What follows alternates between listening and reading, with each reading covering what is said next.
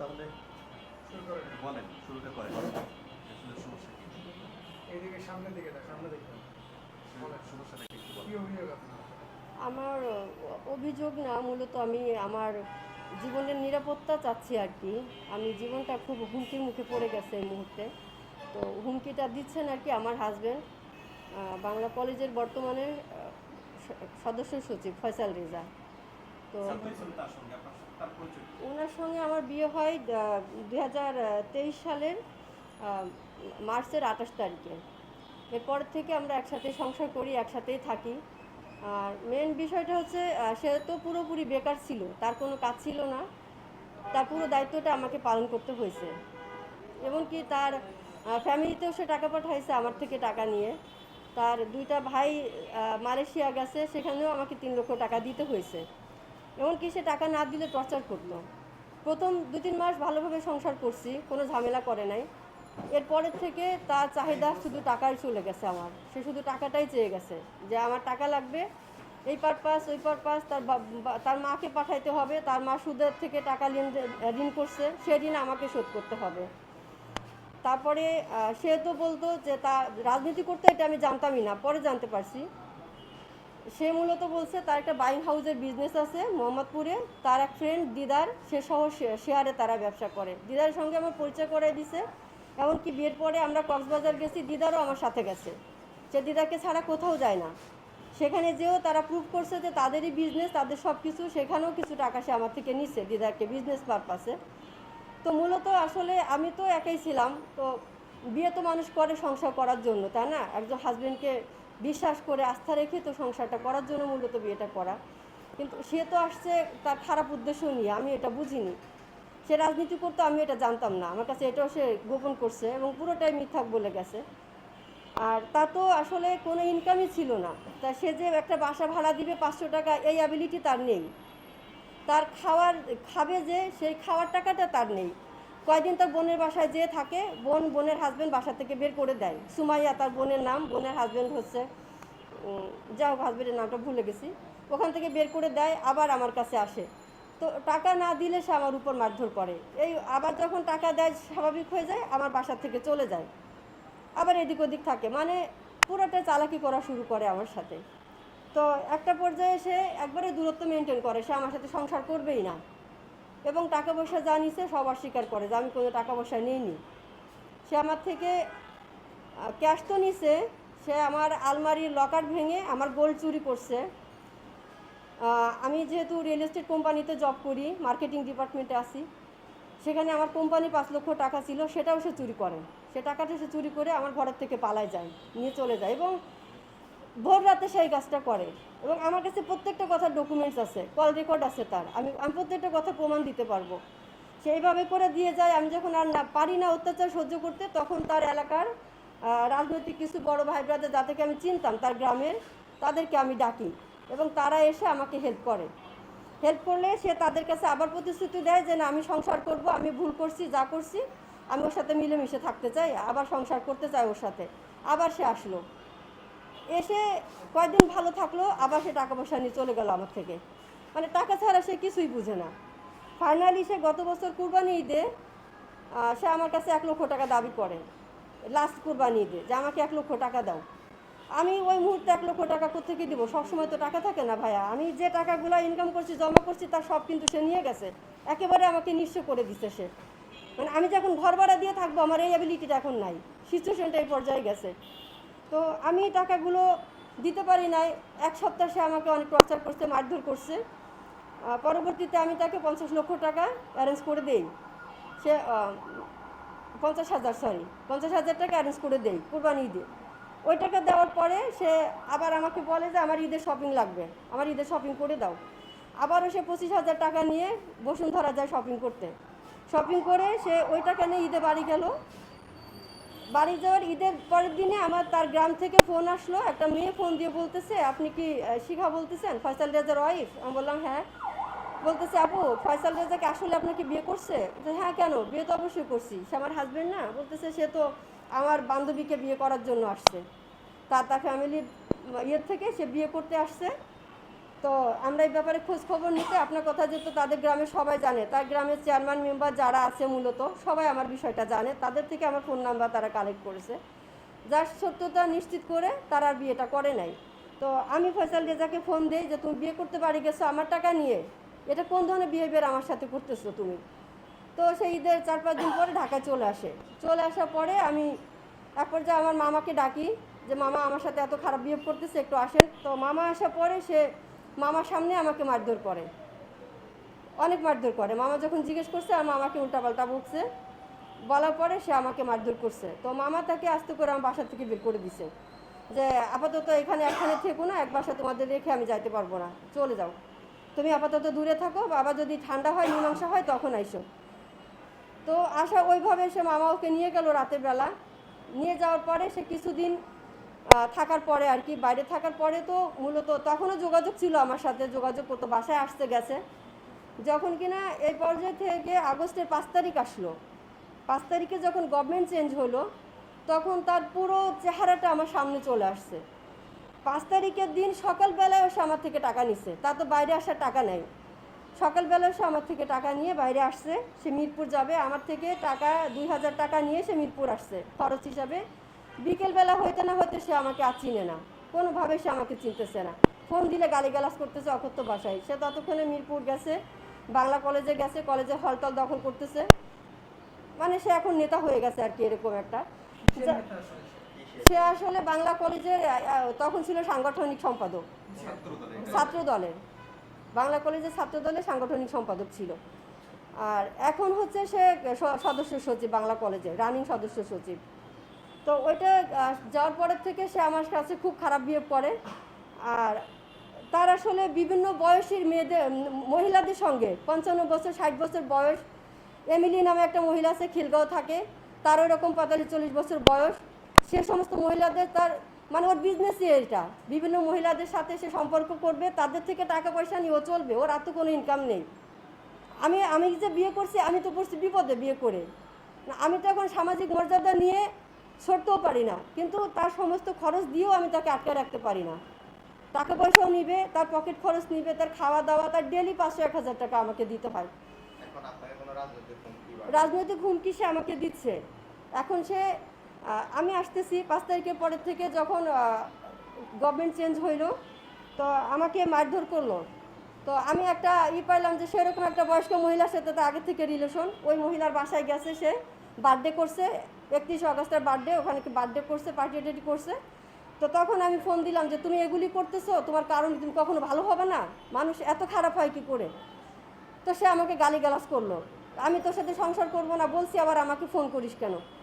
তো তখন আমি একটা লিখিত অভিযোগ আমি বিএনপি পার্টি অফিসে নিয়ে আসি, আমার বিয়ের কাবিন নামাটা আমার সহ লিখিত অভিযোগ আমি ছাত্রদল কেন্দ্রেতে আর কি, কেন্দ্রে আমি অভিযোগটা করি, মূলত কেন্দ্রে অভিযোগটা করি।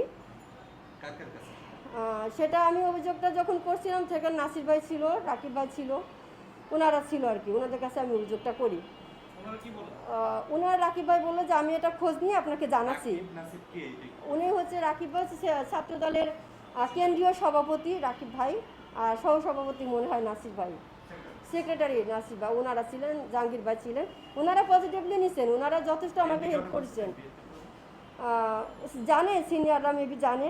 তো আমি যখন বললাম, পরের দিনে ফয়সাল রেজা আমার হাজব্যান্ড আমার মামাকে ফোন দিয়ে বলল যে মামা আপনার ভাগ্নি আমার অফিসে, বিএনপি অফিসে যে আমার দলের ছাত্র দলের সভাপতির কাছে কমপ্লেন করছে, আমি আপনার মেয়েকে যেখানে পাবো টুকরো টুকরো করে কেটে ওর লাশটা আমি কুকুর দিয়ে খাওয়াবো, আপনি আপনার মেয়ের লাশটা রিসিভ করার জন্য রেডি থাকেন।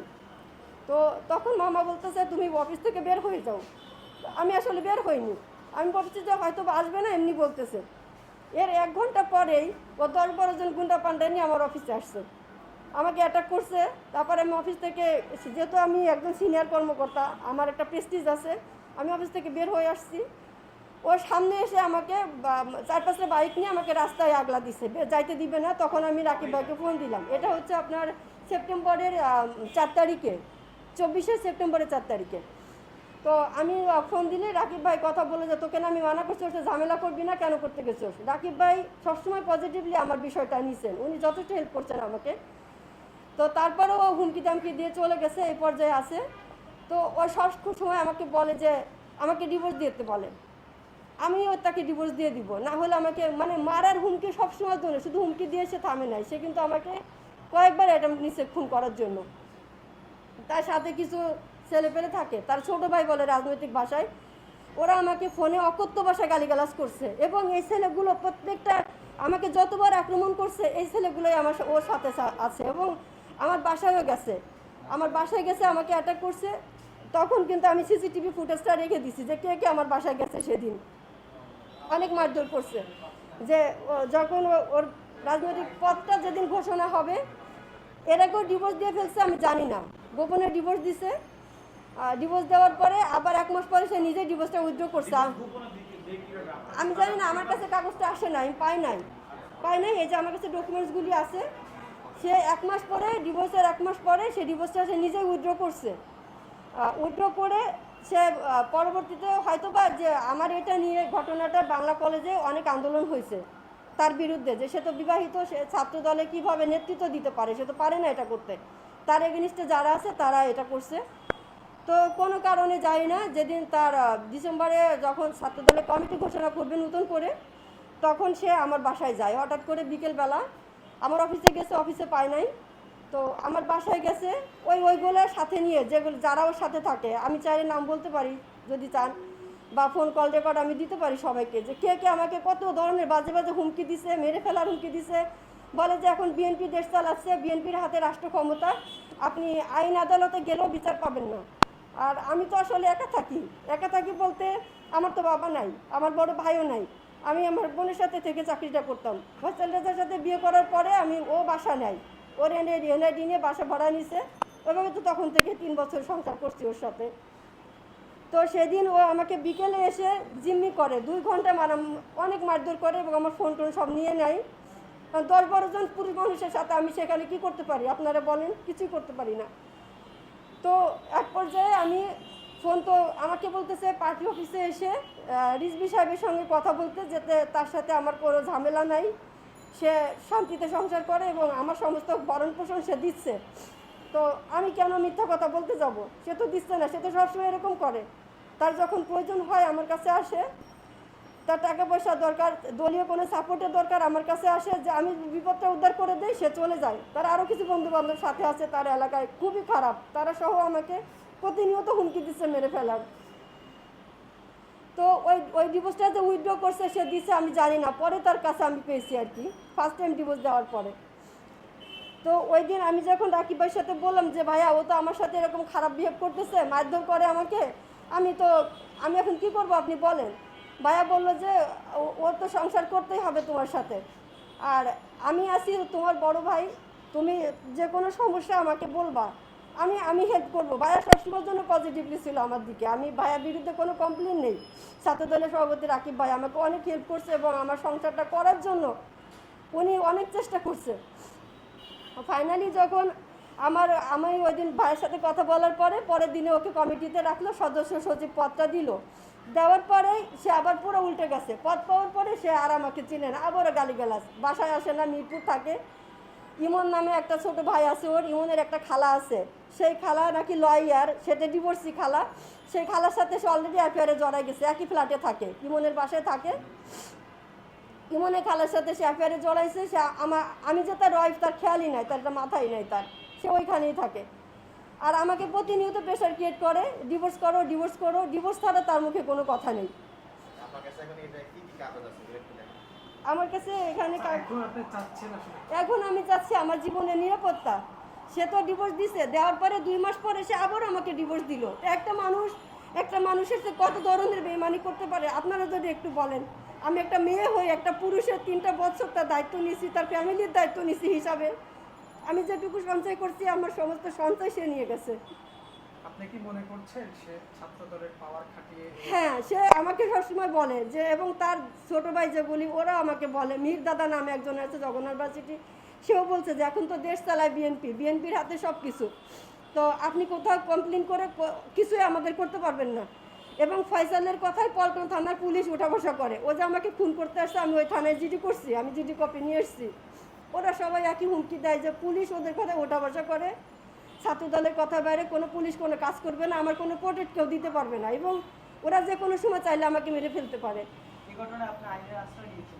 আমি আইনের আশ্রয় নিয়ে এই যে আমার কাছে কমপ্লেন আছে, আমি জিডি করছি, থানায় জিডি করছি। আপনি বলেছেন আপনাকে বিভিন্ন ধরনের হত্যার হুমকি দিয়েছে বা শারীরিক আঘাত করেছে, এত কিছু করার পর আপনি জিডি কেন মামলায় যান না কেন?